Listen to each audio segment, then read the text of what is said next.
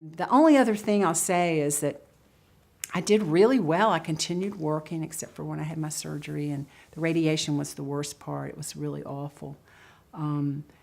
But I worked almost all the way through it, but about 6 weeks, and then I was on a 1-year clinical trial. But this is the funniest thing to me about healing. So I didn't think too much about healing before I got sick, but after I got sick, I really thought a lot about it because I wasn't ready to die, and I learned all these techniques. And I mean, talk about being able to do a whole day on it. I could do a whole day on this, but I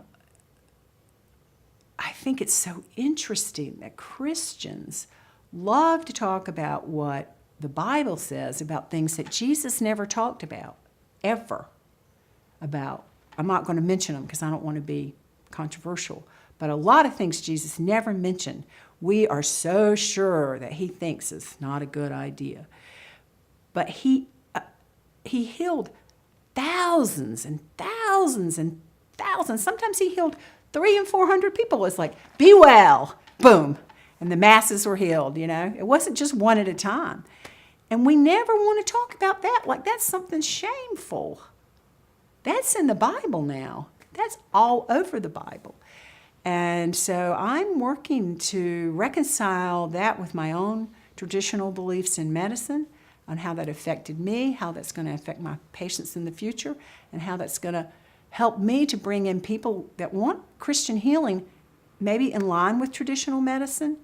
There's a movement afoot that, you know, maybe different diets and alternative medicines, especially for illnesses that don't have good treatments, like Parkinson's, multiple sclerosis.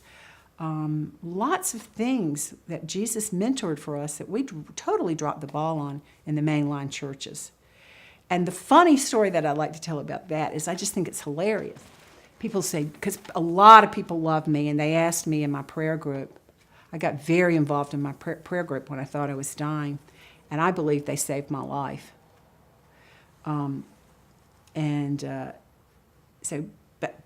lots of people loved me and didn't want me to die, and were praying for me.